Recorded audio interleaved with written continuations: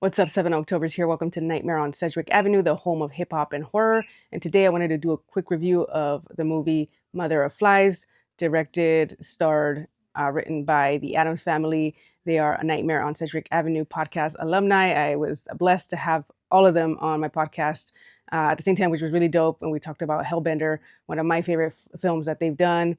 I always love their originality, like their creativity, the fact that they do it as a family. It's really dope to see, and they delivered it once again. Again, kind of like Hellbender is also a witch story, but it's a different take on it.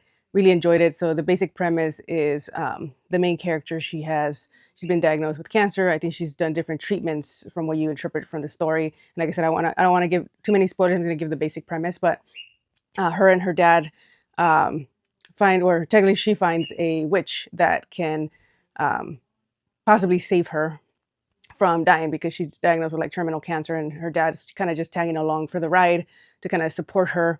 And so that's kind of how they end up meeting.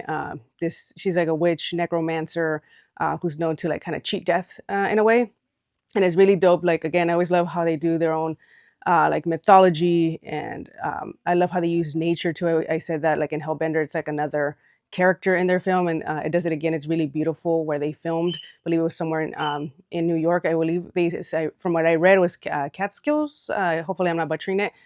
Really beautiful. Like I said, like I feel like that's another character that they use when they film in nature, and it's really beautiful. It plays a role in the movie itself. And one of my favorite scenes in the film, and I don't think it's a spoiler, but I'll say it here. It's the witch who is played by Toby Poser. She goes into this speech about chemotherapy, radiation, and how it's used for cancer patients, and like it's like the way of like Western medicine, right? Where we're okay with having that done, and it's kind of pretty much like tearing your insides out as well, because the dad of the main character is really skeptical, and he's just kind of being supportive there for the daughter, but the daughter's just really desperate to find any cure, and that's why she goes to this necromancer to find it.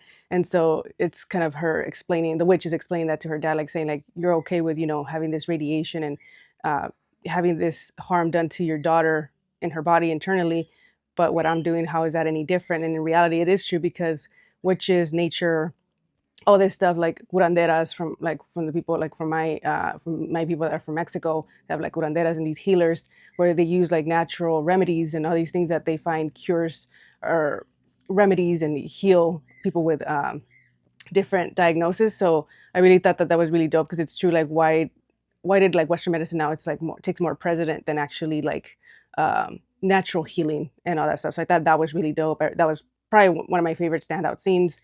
I loved also the way, like I said, they use nature, the way the house of the witch, and like the beds. I was just kind of cracking up, because I would have like left as soon as I saw like what the bedroom that I was going to be staying at looked like. Because it's just, yeah, I won't give too much away, but I'll just leave it at that.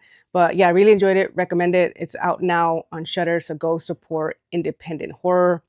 Shout out to the Addams Family for always having originality, dope storytelling, creativity.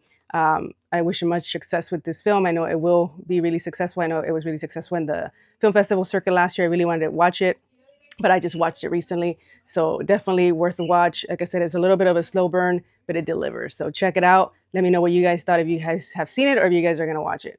Thank you for tuning in. Peace.